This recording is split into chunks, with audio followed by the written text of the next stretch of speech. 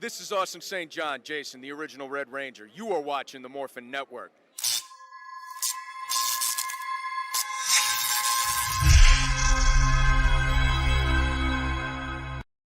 This Morphin Network video is sponsored by Ranger Stop Convention and Ranger Stop and Pop.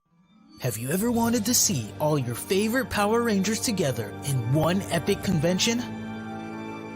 Go to Ranger Stop! Ranger Stop and Pop! August 27th to the 29th, 2021! Atlanta, Georgia!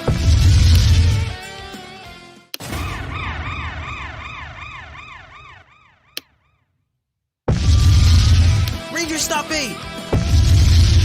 November 11th to the 14th! Orlando, Florida! Get your tickets now!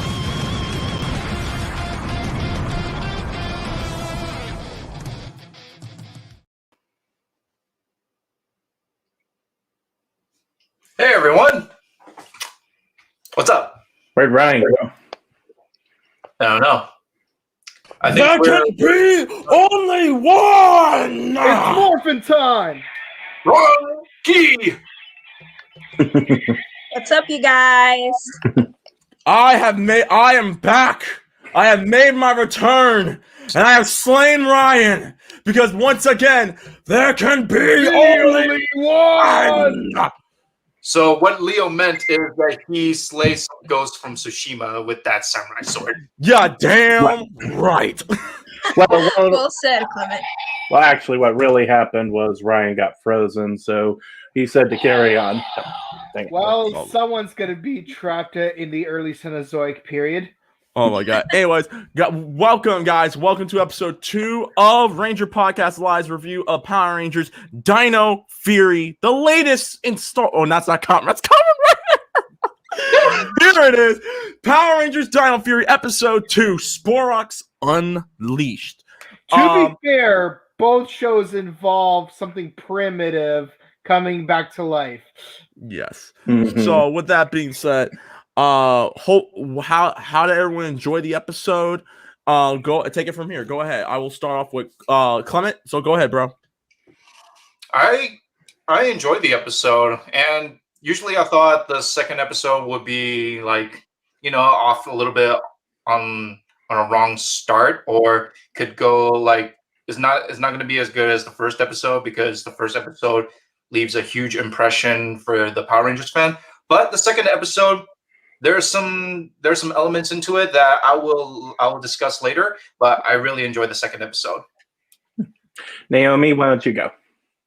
Oh, I gotta say, I feel like episode 2 really impressed me a lot than the first episode. I mean, we got to see more of the Ranger training, and I think it was kind of cute that the three members are rehearsing how to morph, and I actually kind of find it really funny. And not to mention the T-Rex sword, which was amazing, and especially the name. I mean, it's pretty wicked. I mean, mixed with the Dino concept and the medieval concept, transform it into the T-Rex champion. Yes, the T-Rex champion. Because back in the medieval times, they call the knights their champions whenever they go on battle, and that's kind of interesting. And how about you, Boken? Tell us. Right. Me, I actually have the 5 main Zords from the Japanese version. I'm still waiting to get the Dimetro 2-pack. Okay, I'm back. As for the show itself, first of all, the morph, I think that was a nice nod to Power Rangers Turbo the movie. And I like to see more of Ollie and Amelia do their little back and forth, if you know what I'm saying.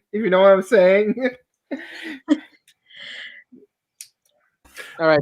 Anyway, well, I have to say what I thought about the episode. I think this was a good continuation from last week's episode. I love the introduction of the T-Rex Champion Zord. I love the bits where they're actually practicing morphing, which I think that's the first time that's been done in the entire franchise.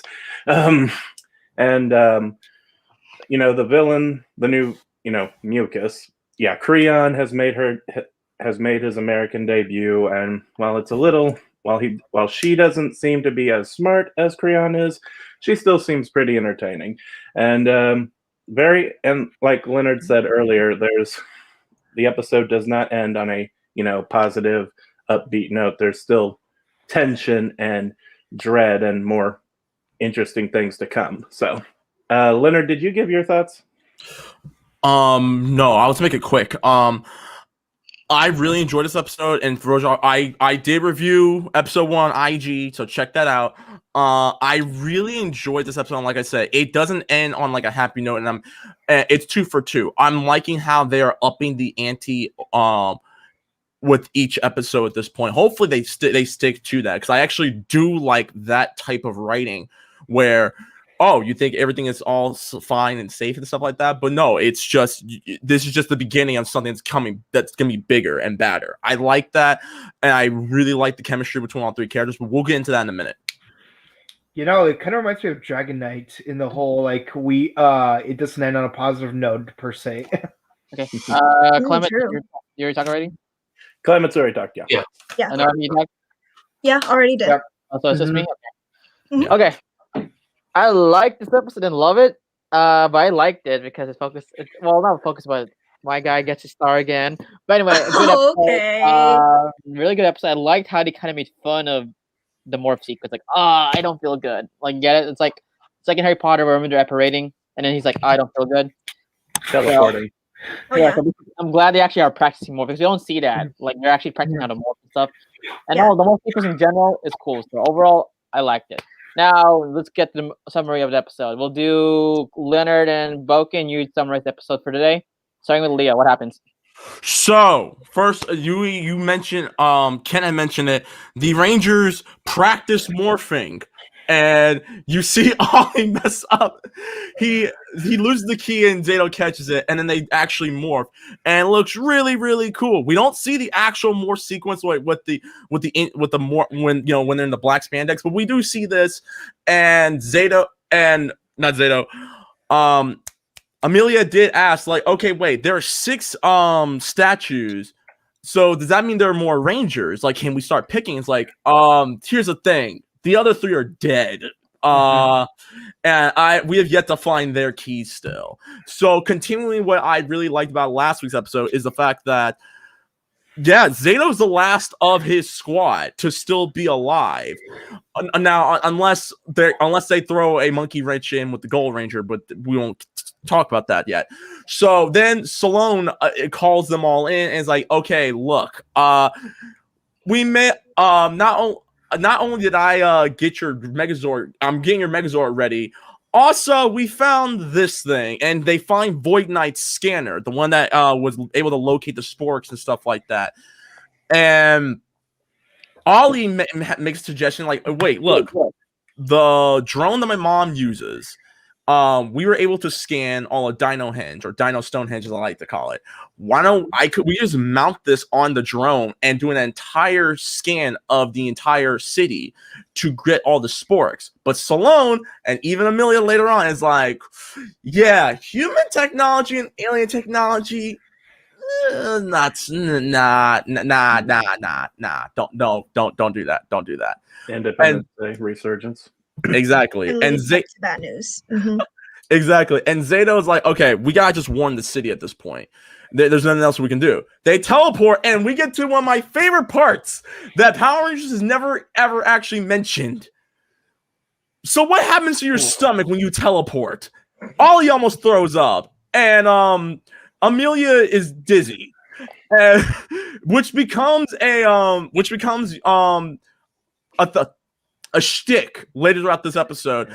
And they also tell Zato, like, because Zato's like, yo, where are the dinosaurs at? And it's like, well, it's not really like you see in the movies, but in actuality, they're all on Earth 3. Yeah, so unless they're in Earth 4. So Amelia is like, okay, before we go do anything, your Piccolo antennas, they got to go. So Antennas. So Zato makes them all go. He makes his antennas go into his head and makes him look normal. And he looking like Steph Curry.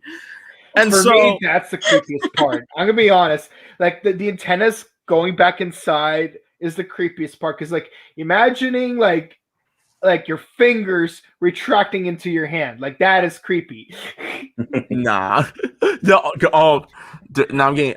I never want to think of animated claws coming out of my hands. Anyways, so they go and find Ollie's mama, who's talking to Sheriff Deputy Buzzkill. I come calling Deputy Buzzkill, and they're like, "Hey, listen, there's more things that's going on. We need you to write this down." I was like, "Okay, what? Okay, so check this out. There's these things called Sporix. They're around the city. We got take care of them." He's like, "Oh, okay. They're aliens. Okay, cool. Does it look something like this?" And he shows them like one of Is those. this what a ship looks like? Shows them one of them cartoon UFOs. And also, Ollie's mom has been banned from Dino Stonehenge. While everyone goes out because they're about to go to Buzz Blast, Ollie tells his mama, "Hey, yo, look, mama, you believe me, right? Like, well, son, what are you talking about?" I was like, "All right, look, this thing can track these sporks I've been talking about. I need you to attach this to your drone and do an entire sweep of the air of the city." And she's like, you trust me? Like, well, yeah. I mean, it's gonna be a perfect find. If that's the case. Meanwhile, Buzz Oh wait, Oh my god. Leonard, can I say something right quick?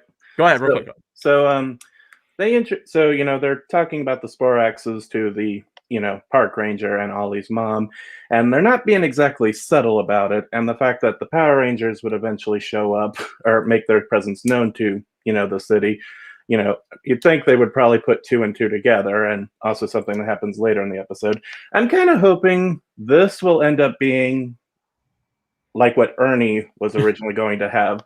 So Ernie was there was rumors that Ernie actually did figure out who the Rangers were, and like he just shows his appreciation secretly. So it would be kind of cool if that was made clear to these two, and maybe they could like cover up for the Rangers and still keep it a secret, kind of like Jazz and Danny Phantom for a while. So just wanted to say that. So keep going. I would say this in my head canon. Ernie knew, but Ernie ain't no snitch. He ain't Takeshi 6ix9ine. Anyways, so back to Buzz Blast. So before I'm gonna do this part, and you can take over after this, Mike. So we are then introduced to Hartford Robotics, or I call Hartford Industries. This was the same industry from Power Rangers Operation Overdrive, and Amelia's boss is like, "Okay, you guys been doing well, but could be better.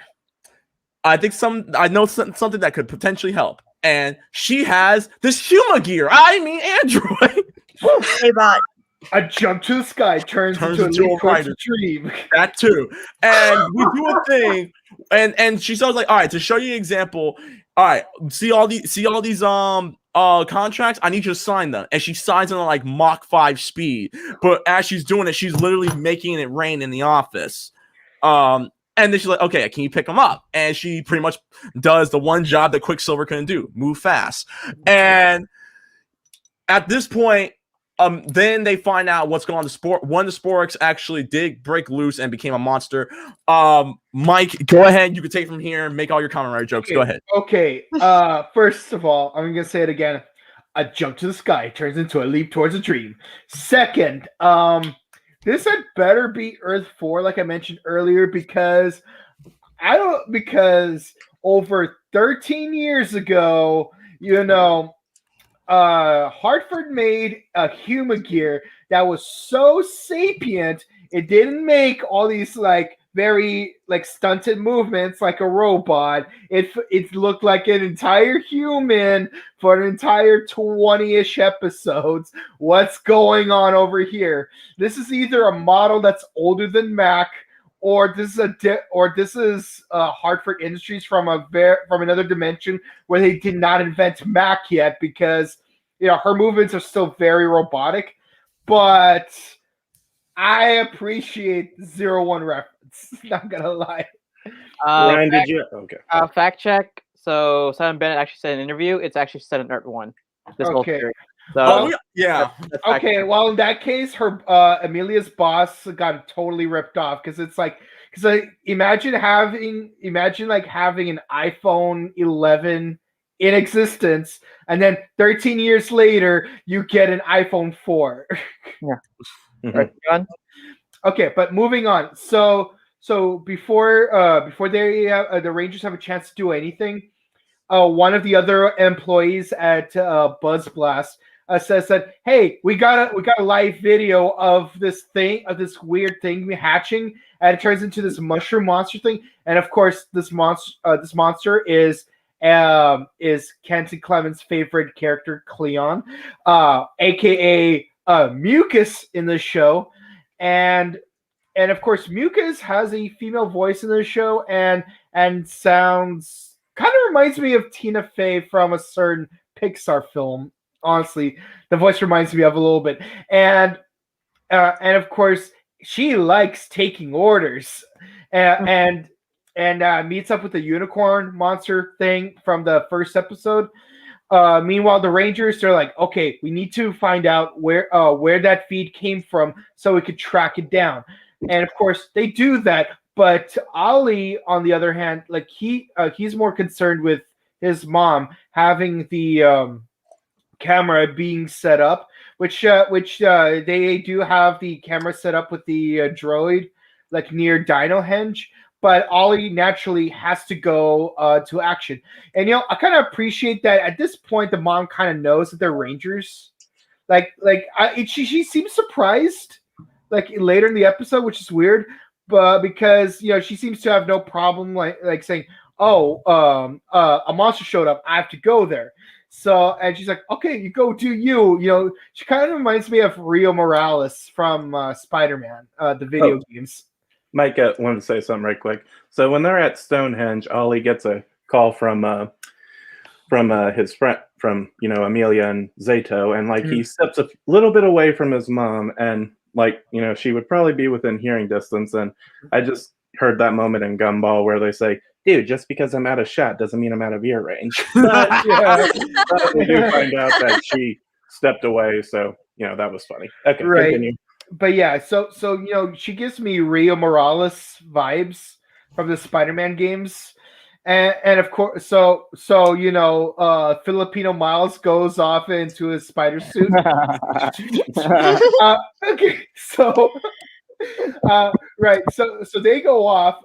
They try to fight the monster first, but they struggle because, as it turns out, a Mucus. I'm very tempted to say Creole, by the way. It's going to take some getting used to. At first, she gets defeated very easily and turns into green goo. But then she eventually regenerates, no problem. And of course, she's like, yay, I'm indestructible! It's like, and the unicorn monster's like, hold on, we're going to go meet my boss. You have a boss? I love taking orders. Take me with you. And of she course, kind of sounds like Harley Quinn in my opinion, especially with the background. She does. Yeah. But before that, Zato actually demonstrates. She kind of gives me a Spinel vibe. So actually, Spinel's really close to the punch if you really think about it. So of course, Zato does demonstrate the power-up keys, how they work, by using the stink key, and of course. But of course, it barely hits the monsters. It pretty much Ollie and Amelia got the blunt of the attack. So, of course, the monsters, they retreat, and they manage to go. And one thing I appreciate about this upcoming scene is that when they teleport, he doesn't just lose that stink armor. It stays on when they get back to base before all three of them demorph. I appreciate that little bit of aesthetic, because they could have just been lazy and just have them wear the armor when they teleport, but then when they get to the base, they just get rid of the armor out of nowhere. So I like that they actually kept the armor continuity. I appreciate that. But of course, Ollie does bring up the fact that yes, he did go behind their backs and gave the scanner to his mom, and they're like, listen, why'd you do that? This goes against the plan we came up with. It's not just an issue of whether or not we can integrate this Earth technology with this alien tech. The issue is also the health and safety of your mom, because she could be in danger. Void Knight could be coming after her. For all we know, we need to check up on her. which is a good thing for him to actually think of that, because lo and behold, Void Knight did show up in order to reclaim the scanner, and because he overheard the plan, he actually forces his mom. Until we get right, her name is Akana or Akana. something like that. Akana, yeah. Like, I was this close to calling her Dr. Morales. Not gonna lie, because she reminds me of Rio so much. Well, that's kind of true on the bright side. I mean, she does look like her.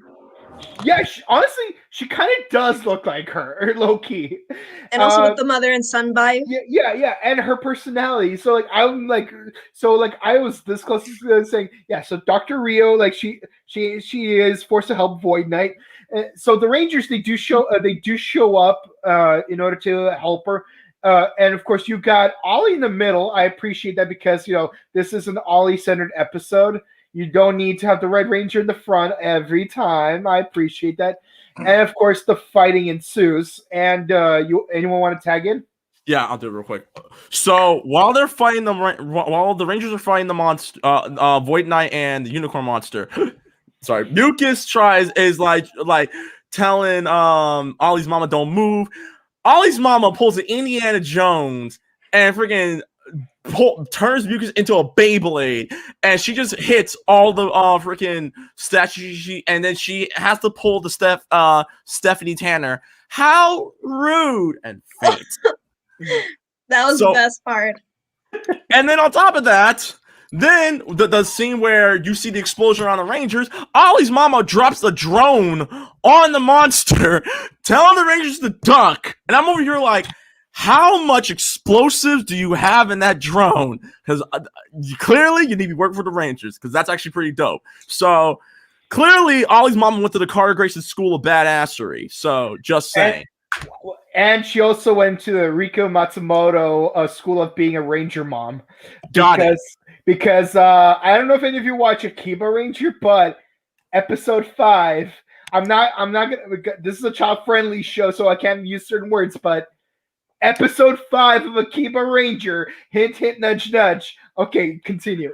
Anyways, so afterwards, because the drone's explosives knock the Unicorn Monster all the way back to the city, they have to go after him. So Ollie and Amelia go to the city to try to distract them, while Zato goes to grab his Megazord. So we do see both Amelia and Ollie use their booster keys. You have the Gravity Ball booster key, and you have the Hyper Slash booster keys. It works for a minute, and then the Unicorn Monster proceeds to backhand Ollie into a friggin' building. I'm talking a Superman backhand when he's fighting General Zod. I'm talking a Superman backhand when he fought both Batman and Green Lantern in Justice League War. This backhand was on point. Pimp hand was strong in the Unicorn Monster. But I digress. Zato pulls up. Go ahead. What's up? Can we also take a moment to appreciate the other Carter Grayson reference here of this monster's huge? No, it's not going to stop me from pulling out my blaster and shooting one guy. Sorry, Hasbro. We don't need the toys just yet. We're still going to do our own thing. Exactly. Oh my god, Hermano. Something else I want to mention right quick. Go ahead. The show's been in New Zealand for like ever since 2003, and this is like the first time we see them on this bridge. I thought that was kind of funny. But anyway, continue. So Zato pulls up with the Tyrannosaurus champion Megazord. I like the fact that they're saying champion in this one. And we also do see the cockpit of the Megazord. Now, I said before, I said it again, not the biggest fan of it, because we've seen this type of cockpit in Dino Charge and in Ninja Steel. But for some reason, I do think this and Jungle Fury, not to mention. And Jungle Fury. I do see that this does kind of work, and hopefully they use the other cockpit that we saw in the preview, the Verse trailer. I hope they use that at some point, but I digress. But we do see a really awesome Megazord fight where, yes, G Gundam does work for Power Rangers because clearly every move that Zeta was making, the Megazord was doing it, including having Gatling guns mounted on the hands, shooting at the monster. And then he hits him with his super attack. It's over, and I like this Dino Fury victory. Strike vent. Dino Fury victory. I like that, and that's what the sword looks like when they're about to do like the finishing blow. So I like that. I like that a lot. We get back to the base. We get back to the base. Oh wait. No, my bad. Void Knight grabs the Sporix that was left of the unicorn monster because apparently they don't die. They get revived, I'm assuming. You There's have a little to oven in that base that they found. You have to capture the Sporix, or they will get stronger. I like that a lot. That, and dare I say, and this is the one word that Ryan loves to use. Stakes. Stakes have gotten higher. All right, Mike, finish it off since Okay. So one thing I appreciate about them actually saying this is, in previous seasons, like remember how in previous seasons and movies, it's like monsters have only been able to be sealed away, yet the Rangers, these newcomers, are conveniently able to just destroy the monsters by using Megazords. I love that they actually address this by saying, using Megazords to destroy the monsters, we already tried that. It didn't work. And we just did it again just now. And it still didn't work. I like that bit of consistency. So it's not like, these newcomers just happen to have some kind of pizzazz that the original team from millions of years ago didn't have. I actually appreciate that. But of course, they go back to the base, and Ollie actually apologizes for screwing things up because it's pretty much his fault that his mom got in trouble, and from now on, the three of them they have to act as a team because it's just the three of them and no one else, just the three of them. But I think there is something we could do halfway that could improve our odds. So they ranger up and go to Buzz Blast to make a public service announcement and saying, "Listen, get yourself the neighborhood friend, your friendly neighborhood ranger app, and report whenever there's a Sporix in the vicinity. Just report it and run away. We'll take care of the rest. If you see a Sporix monster, report it, and we'll take care of the rest." I actually like this. Given the fact that I just finished playing 100% of Miles Morales, I appreciate the whole use this app in order to contact the Rangers thing. Plus it's a more of a community outreach thing because in a way, it kind of makes the civilians feel like they're part of the superhero process. If you really think about it, because this ain't snitching. This is public safety. Because if a fire happens somewhere where there aren't firefighters nearby, it will help the firefighters know that, hey, there's a fire happening. So if there's no alarm going off, something might be wrong with the alarm. Let's go investigate. So I appreciate the community outreach the Rangers are doing here. But also one thing that Leo forgot to mention is I love the way when the Rangers do show up to fight Void Knight earlier. I do love how Rio Akana is like, Rangers, she knows the Rangers are there, but also the way she says it dramatically, I really appreciate that. But yes, but of course, Void Knight takes Mucus to his base to show that his collection of Mucus of Sporix that he's already collected, and of course they have another devious plan just waiting to be hatched. And this is where the episode pretty much ends. All right, so yes, Void Knight. So before we go, I ask you each questions. Rate. Scale 1 to 10. Mike. Right. I do like the fact that they put stakes in there. Because we pretty much had to take an L 2 episodes in a row, and so I like that we're taking things a little more seriously in terms of writing, and we're being more consistent. I do like the little back and forth between Ollie and Amelia here. It's like can they make you faster, stronger, and then Ollie's like and make you stop believing in the ghosts? So yeah, I want to see more of Amelia and Ollie together, having that back and forth. So 10 out of 10. Okay, Leo. I really enjoyed this episode. I can't necessarily give it a 10 out of 10. Because I mean, don't get me wrong, I enjoyed the fights, I enjoyed the dialogue. Like, because I'll say this right now, the dialogue not cringy. I like it. I like that.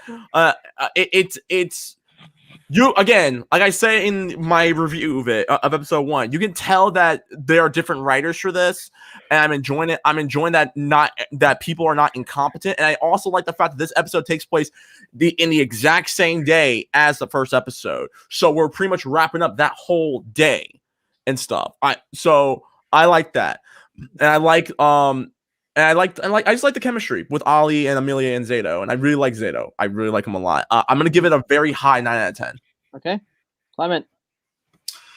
All right, I give this episode a 9 out of 10 because in this episode, compared to the Super Sentai counterpart, like, okay, the three, they all got along because they've been training for this to protect the Earth.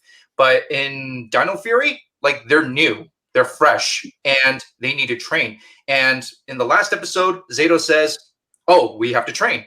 So in this episode, he kept his word. We're gonna train. First is the morphing, and then we get to see like lots of different sides that that the Rio soldiers did not show us, and we get to see like the community getting involved in helping with the Rangers, like a Power Rangers hotline. Now that is something new, and compared to any of the series that I've seen, like if there's an incident happening, they're just gonna show up, and like it's like they'll detect it like from an incident or a report.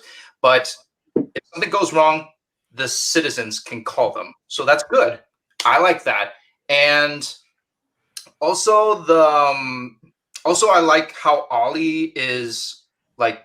I know he's like a scientist, and he went behind their back. So this shows that these Rangers have like different perspectives. There's difference. Like there could be times that they work together, and there are times they don't. Like their opinions cannot be all on the same page. So that creates like difference that makes it like good team build up in the future. And so yeah, I love this episode, and it has more chemistry than Rio Soldier. So 9 out of 10. Awesome. All right, Naomi. I would give it a 10 out of 10 just because like I kind of like how not only the story led out in this episode, but also that like how Clement was saying, like they kind of use the public's help to look for these monsters, and I think that was a really brilliant idea. And not to mention the fight that we just saw with Ollie's mom, which that was really impressive. Okay, 10 out of 10. Kent, teddy bear. Yeah, chinchilla. Yeah, I think this was a very solid continuation from the first episode. There's some good writing. I don't think it was personally. I didn't think it was like really wowing or amazing, but it was still very well done. And there's like great editing, by the way, in this episode. Like like when they're at the dam and they're fighting the rhino monster, it cuts to this Unicorn monster, that's what they said. I think he called himself Shockhorn. Like Shockhorn. I think that was it. Shocker! I was kidding. You beat me to it. Also, I think probably my favorite gag, which this would have been like a running subplot in the previous season, is even though they make the sound effect, they don't openly acknowledge it was a fart joke they made right here. So yeah. So something, if this was like any time in the Nia Saban season, they would just be relishing in this type of humor. But overall, yeah, like I said, I don't think it has quite a wow. Like I don't think it's like truly a outstanding episode, but it is a solid episode overall. And so I really have no choice, but I'm giving it a 10 out of 10. Okay. Also, one other question though, I just have to ask: if they're making this public announcement, and why is a park ranger there too? You know, Oh yeah. he's a buzzkill. Get it? Just kidding. Anyway, I think it's kind of like why if Spider-Man made a public service announcement, you'd have a cop in the background. that's a fair point. Mm. All right. So for me, I like this episode. It was simple, but okay. Or I'll say this: when I first watched, I was like, okay, this is good. But we watched it again before I actually came here. I really liked it because one, cinematography is superb again. I like notice the slow motion Matrix style. It's like, oh shoot, this has not been done in Power Rangers before since Time Force. Oh yeah, the actual morph sequence. They actually referenced Time Ranger, like the Japanese version morph when they were morphing. Yep, that's what I mean. And also, even the morph sequence, it's so rich. It's so fluid. The morph sequence, 2000. I know, but look at it, it's so fluid, and you can see the morphing grid in the background because that is the morphing. Yes, that is the morphing grid in the background, like the little spark stuff. Simon Bennett actually said that. He actually put that on purpose, by the way. What else? The dialogue is not cringy. I also like the fact how each, almost like Ollie kind of makes fun of the morphing sequence. It's like, does it always make you puke? Like, what the heck? Basically, they're like fort wall talking, like breaking the fort wall a bit of not making fun of Power Rangers, but it's like an RPM where they kind of Ziggy kind of made fun of the morph sequence and why is there sparks in the background? Big googly enemy eyes. Why is it teleporting. Yeah, well, but that doesn't teleport. It's like, do you have to do it all the time? This is why I like Ollie. But overall, the monsters were not cringy. I thought Mucus was going to be cringy, but she was not cringy. I actually enjoyed her performance. And also Dr. Akana, yes, she learned from Carter Grayson's learned the theory of Power Rangers, and she legit made her Jordan do kamikaze on freaking the monsters. She's like, oh hell no, you're not screwing with my tech. If I can't have it, you can have it. So she went into that mode. Yeah. So Dr. Kana, yeah, I love this. I love the mom. Go fight the Sporix, mijo. Oh my god, I think she's Asian. So anyway, but Rio Morales though. Oh my god. But anyway, so Dr. Kana. I wouldn't say she's a dragon lady for people singing. No, she's not a dragon lady, but she is badass. Overall, dialogue was fine. It was not cringy. Even heck, the fart joke, smell thing was not cringy at all. So I'm like, oh god, please don't. Oh, thank God, it's not cringy. Thank you. Overall, I give it a low 10. A low 10. So overall, low 10s now. Yeah, the last episode was a low 10 for me. Okay. So this is a 10, but it's a low 10. So overall, since our grade and our score, it's a low 10 overall because we have 3 10s in the So there you go. Bam. Wish it. So congrats, second episode, 10 out of 10. You're doing well, Dino Fury, doing well. Now let's go ask you each questions. All right. Noemi, what do you think of the chemistry between Ollie and Amelia in this episode? Actually, no. Oh, this again? I thought we gone over this again. No, sorry. The three Rangers overall. There you go. Oh, I mean, overall, all I have to say is, I'm pretty sure there is going to be a strong connection, especially between my favorite girl, Amelia, and Ollie, but we don't know when. I mean, they're still kind of getting to the friend zone, but who knows what might happen, which I'm still looking forward to. How about Zato? Zato? Yeah, he's not only a really good team leader and a mentor to these two new rookies, but I gotta say he will be the best master there is.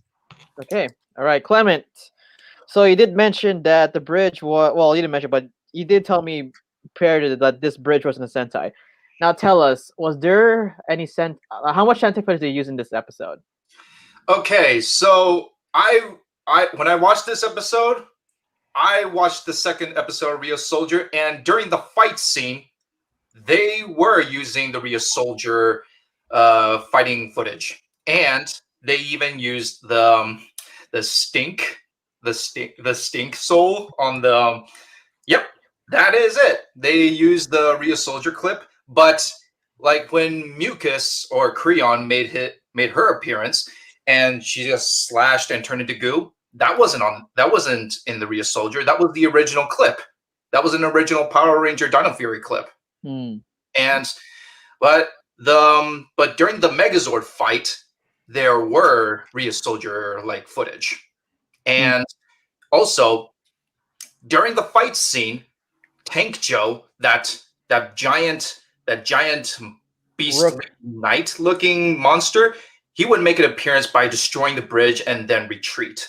But in this episode, they Mucus and the Shockhorn, they just teleport and escape. So we're still waiting for that.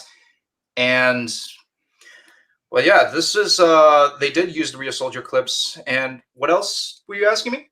Oh, that's it. Oh yeah. All right, Kent. Hmm. What do you think of the Sporix not being fully destroyed and actually coming back to life? Well, not coming back, becoming stronger.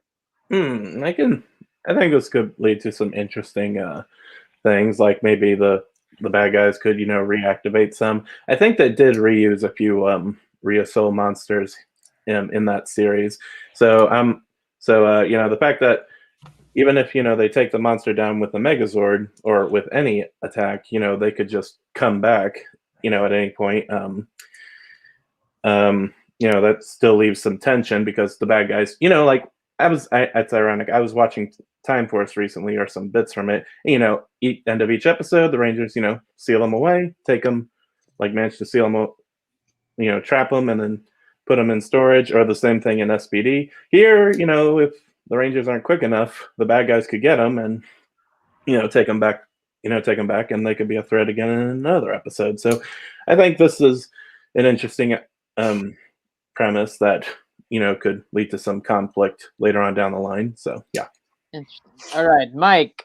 Since you love Boken, Ranger, of course, Overdrive. What do you think of the little nod of Hartford Industries? Okay. Not Overdrive. Okay, so yes, Bokinger's my favorite Sentai, and which was the basis for Operation Overdrive. And yes, Leo and we did review 01 last season. So I love how we get a double nod on both 01 and Operation Overdrive.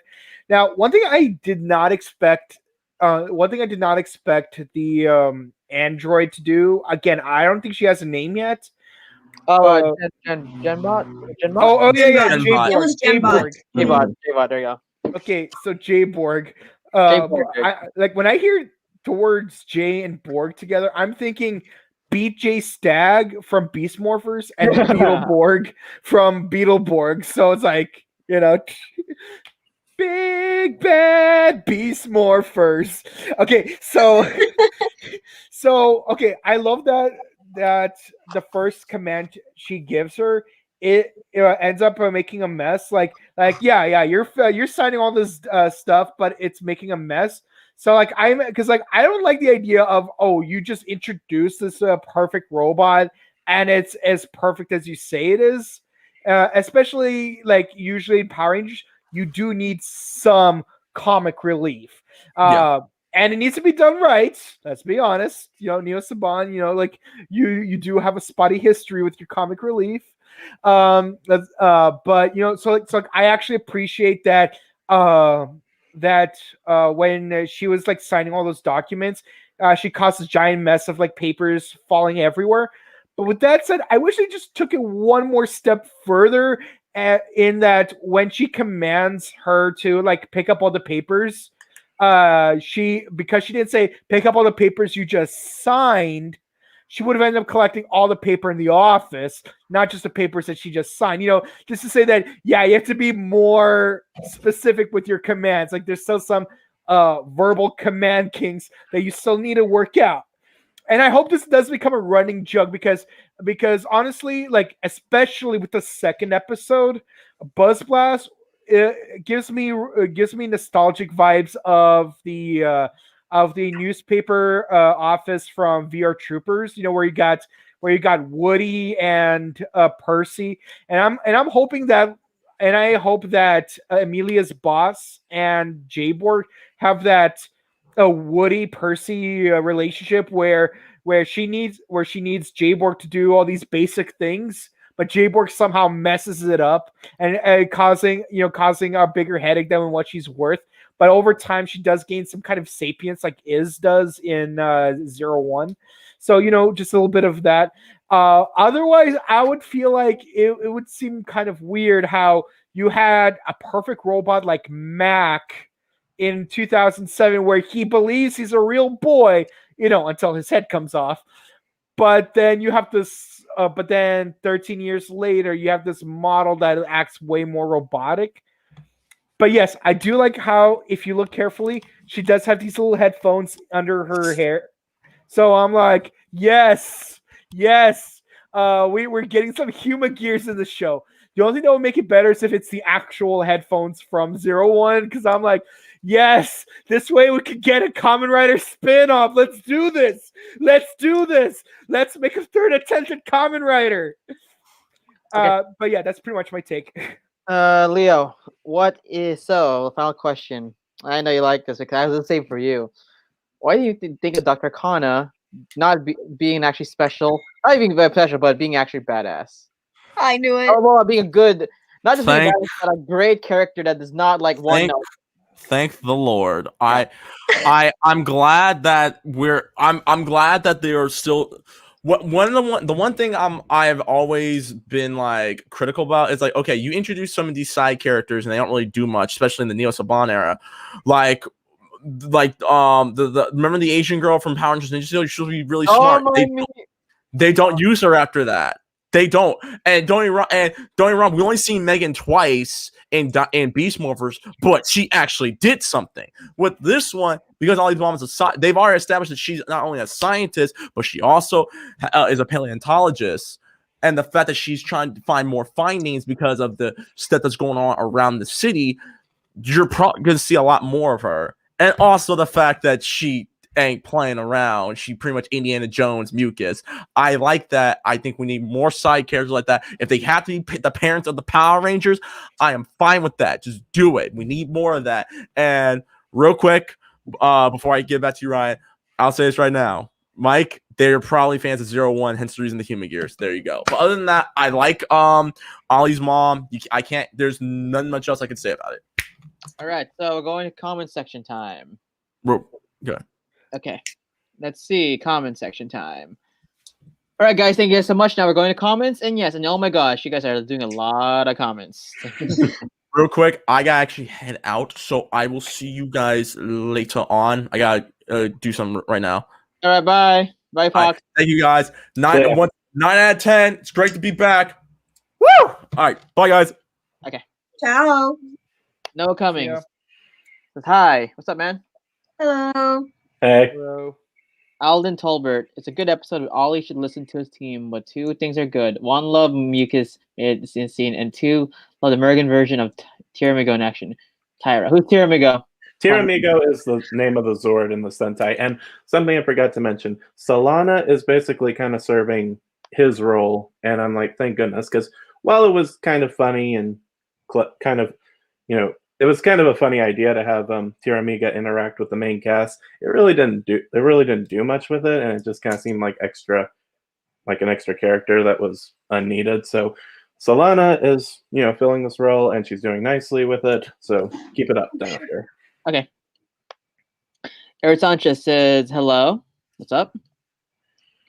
Mondris Williams says hi. What's up? Oh, hey. Fox Ranger 3x9. What's up, guys? I haven't seen Power Rangers Dino Fury in episode 2 today, and that was a pretty solid episode. Yeah, so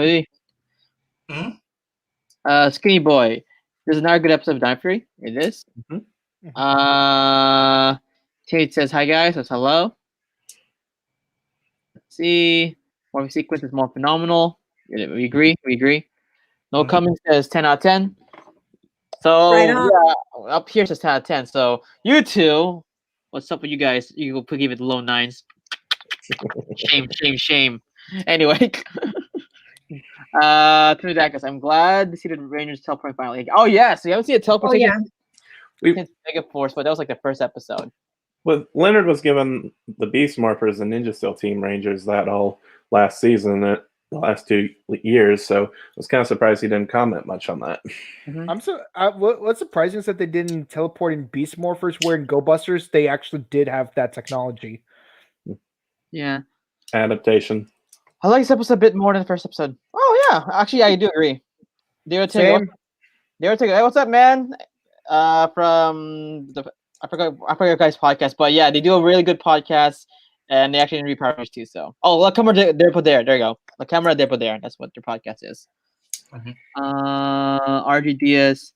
The mother almost recognized her son's voice. It's got to be first, right? Oh yeah, it's not. Yeah.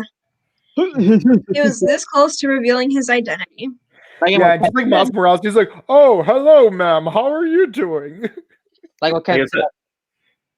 Like what Kat said, she might have known. You know, just. Let's see. Which one you like? Terming or Ter? I mean, technically the same thing. It's Sentai, so. T-Rex Champion Zord sounds cooler though. Yeah. Wait. I mean, if he could shrink down just like Tiramigo does in the show, then I like both. You know, call him Tiramigo when he's small, but T-Rex Champion when he's bigger. He's a champ. Let's see.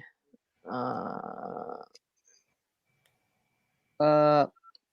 he's not here today. Shame. It's all right. Next time, Marcelino will ask Leah to do it. Mess up morph like Justin Turbo movie and Mika surrounds you. Poisandria. Yeah, I could say that. Oh yeah, I remember that. I do kind of wonder what Mucus's role in the show is going to be, because in the Sentai Creon, he made the monsters. No, Clement, Mike, do not say how he made the monsters because it's gross. But it would be like they don't really reveal what his purpose is. Like maybe he makes the triggers the monsters to activate quicker or something. We'll just have to see. Who knows? Kevin Matsumura says, "Good to see you guys together again." Yes, we're only missing Jen. I mean, now she's kind of busy in the weekends, but she does her comic books show. So, let's see.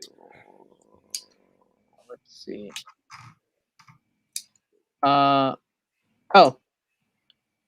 it's great. You know what? Let's make a song of that. So, has we actually see this? You should make a song of that. It's great to hear. So, Aiden McCartney, you're on something there. Are you okay? Leah disappeared. Oh no, Leah had to go. So yeah. I hope Void Knight fathers. I hope Void Knight is the father, so the Ranger can kill the father. Just oh my god. Wow, that's dark. That would be dark. Hey, that's dark. Hey, that's a good idea. We never had a villain. Well, they kind of did have a villain as a Power Ranger, but you know. Let's see. You're new. But I can say Brooklyn Field ABC. I don't know say you're new. That free the best awesome roll call. Honestly, for me, it felt a little on the nose when they said link to the grid. Actually, I feel like that could have probably worked better in Beast Morphers. And see, that would work better in Beast Morphers. Or maybe activate Dino Power for this season. Yeah, I mean, for me, it's still Let's Rock It. Yeah. That's like my line. I'm serious. For me, it's still Let's Rock It because it's so simple and it has a code. Not time Galactic. No, I mean it's just same time for, but like Let's Rock It and there's like secret codes to open it. It's actually cool. I remember that one quiz on Jetix as to there's a question of what morph call do the Time Force Rangers use, and one of the choices was Time for Pizza. Oh yeah, I remember that. I was like, I do remember that. Time for Pizza. Cool boy. I like this Ranger form, huh? Oh my gosh. Hey, that's my line. I like the villain hideout. It looks pretty cool. Also, the floor as checkered pattern. Something I wanted to mention about that. What's kind of funny about the bad guy's lair is that it has the checker pattern. You know, we see right here, and also he puts the Sporix in something that looks like a jukebox. Yeah, jukebox oven. So that's kind of funny. Let's see. There is one comment that's caught my mind. Sorry, guys. Yeah, there's a lot of comments. Trying to keep up. Oh, you go. The villain at the end mentioned his base was called Area 62. And humans used this before. Was that the base used in the Night Ranger series? So which Ranger team used that? The base, how does it connect to Earth for VR? No, it's Earth 1. Simon Bennett actually had a recent interview with, I forget which, I think it was comicbook.com, and he did confirm it's Earth 1. I actually wanted to make a reference to Looney Tunes Back in Action because it's like is this Area 51? No, see, Area 51 is actually a loony bin to disguise the secrecy of this facility. And what is this place? Area 52. Ah, yes, Area 52. Screwball. Let's see. Well, Captain RGT. Will the mom know her as she's the Blue Ranger? We're gonna have to see it. We don't know yet. I have a feeling she does. I think. See what I mean? This is what I actually agree. So this is my theory that Mikey actually is on. I think Boyd's original Gold Rangers will pass powers. Yeah, this is what I mean. I think he is the Gold Ranger, the original Gold Ranger. Oh, Stockhorn's the name of the monster. Okay. Also, the guy who voiced Stockhorn also voiced Steel and Vorgo from. Oh, so Jamie voiced him. I heard it was Weiger from Jungle Fury that is voicing Void Knight. No, I bet for Steel. Wait, no, for Stockhorn. Stockhorn. Looking it up. Actually, funny you mentioned Liger because in the Japanese version, Liger was indeed the Red Ranger's father. Interesting. Power of the White Tiger. Michael Perez, 8 out of 10. Okay. Yeah, Jamie Linehan. Let's see. I guess you can get to all the comments, but we appreciate it though. And the music they use in the morphing sequence, love it as well. Let's see. Quickest Wing Wolf. Quickest time she almost got out mom. Power Rangers never underestimate. Yeah. Captain RGT. Will there be a Christmas episode? I hope not. Actually, no, I don't think there'll be one. Well, I don't think so. For me, if they do a Christmas episode, I hope they do it the Samurai and Megaforce way, and not the Dino Charge Ninja Steel way, where the Christmas episode takes place before the finale instead of after the finale. It just feels cringy, like when it's after the finale, because it's like, why are we still here? we just defeated the main villain. I'll say this: maybe they might do it. Like, remember in Zeo? It was not really not Zeo. Like if I don't know. No, like remember My Morphin season 3?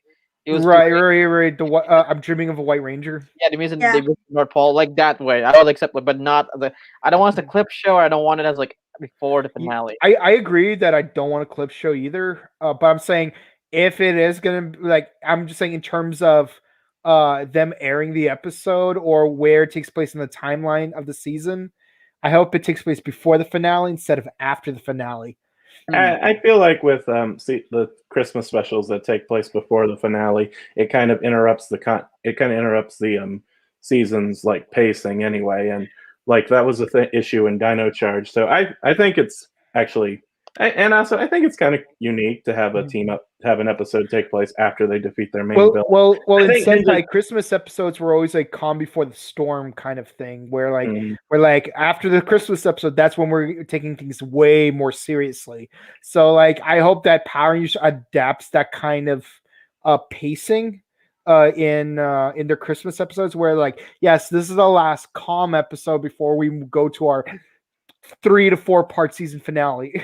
Oh, and if they do have a Christmas episode, at least have it be as creative as Ninja Steel's holiday specials. Yeah, or at least like make it like Power Rangers Zeo, where we actually get that warm fuzzy feeling and not just like sifting through a clip show.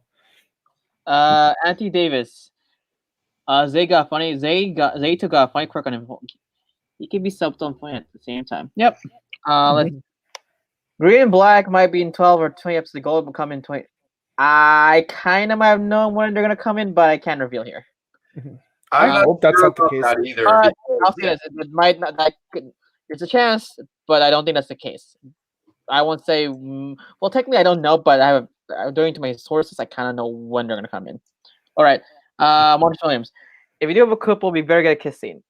Oh Honestly, yes, thank you. At least someone who agrees with me. Kiss. I'm kiss, hoping that there will be a kissing scene. If not, I will be like, oh, I don't 100% disappointed. I Because don't know. in my opinion, like I was saying before, like Amelia and Ollie do make a cute.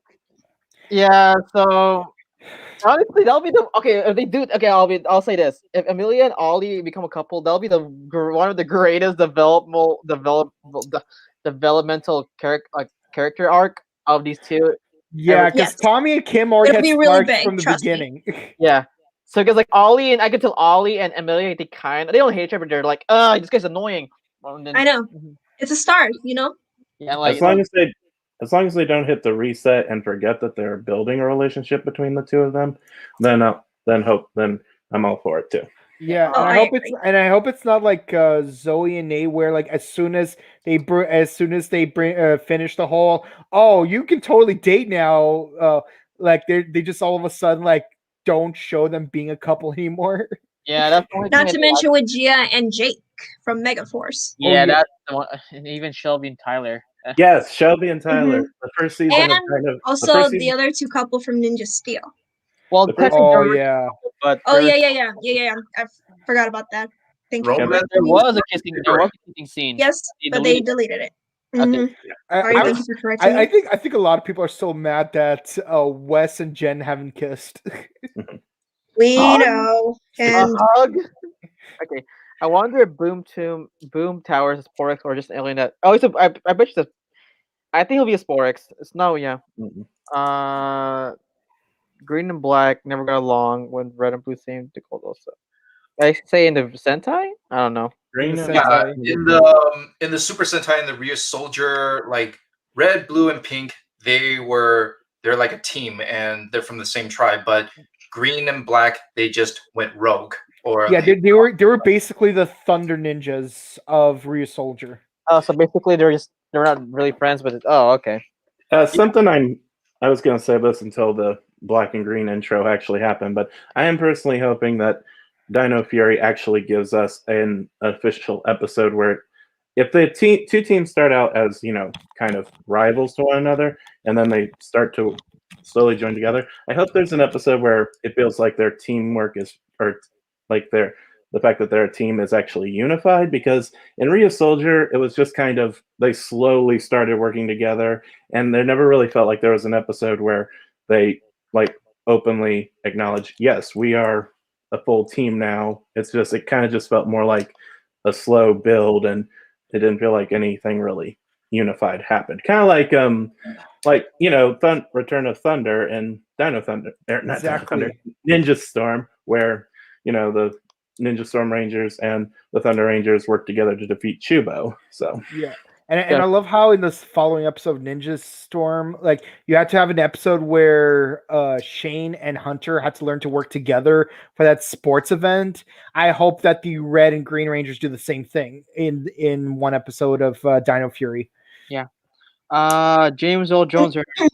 Would be cool to see Mom become a Ranger as well. No, it's not gonna happen. not enough Rangers. No. If anything, I expect Mick to become the Brown Knight. Yeah. Is Void Knight also playing a character on Sporix to make epic music with Jukebox? No, that's actually a great reference, but I don't know. But something brewing is happening. Again, we as the whole team believe he's not the main villain of the series. We believe there's someone else doing it because who's pulling the strings? Yeah, someone's playing the strings. Let's do a few more, guys, so we can we could do a Christmas episode, but just happens to take place during Christmas, not focus on it. Similar to the Yeah. Skinny Boy, Void Knight is a Gold Ranger. I wonder if they'll do a villain swap. No, I don't think so. They had a chance in Ninja Steel, but I think what they're gonna do, if he is the Gold Ranger, he might do either do a sacrifice and just give the powers to the new person. That could be cool. Yeah. Let's do one more. Here you go. I predict that Deep Snake will be the monster of the week next week. Doom Snake. Who knows? Yeah. So let's see. All right, guys. One last thing I want to say is, can we take a moment to appreciate that Dr. Akana contributed more to the Rangers in 2 episodes than the greatest ninja in the world did for 2 entire seasons of Ninja Steel. Oh yeah, the dad. And she's not a deadbeat like Tyler's dad. Yeah. Technically, he doesn't age. Anyway, guys, that's pretty much it. So, before we leave, Mike, where can I find you? Yes, you can find me on Twitch at twitch.tv/BokenKawato, and you can find me on Instagram at @chrono_just_cosplay. Noemi. You wonderful people can find me on Instagram, Ride a Spider-Man, and my YouTube channel, Cosplay Chica 101. Hey, Clement, where can they find you? Well, you guys can find me on Instagram, cliao1031. I'm around there, and I'm also hanging around the Morphin Network, so I'm easily fine. Kent, where can I find you? Oh, Clemmy, you kind of froze out a little bit. You can find me on the planet Zwylar. Actually, no, you can find me on Instagram, brown_K, as well as QR Ranger Buck. And where can we find you taking home Chinchilla? You can find me on Instagram, DancerBoy247, on Facebook, YouTube, Instagram, and Twitter. Yeah. So anyway, guys, this is Morphin Network. See you guys. Oh, see you guys tomorrow as I interview the new Legacy cosplay team. So that's pretty much it. All right, guys, this is Morphin Network, and we're signing out. Bye, guys. Adios. Que Peace. cuídense. Yes, where's the end button? Dang it, Chad, there's a lot of photos. It's gone. Wait, I see it. All these photos. Okay, all right, guys. Bye.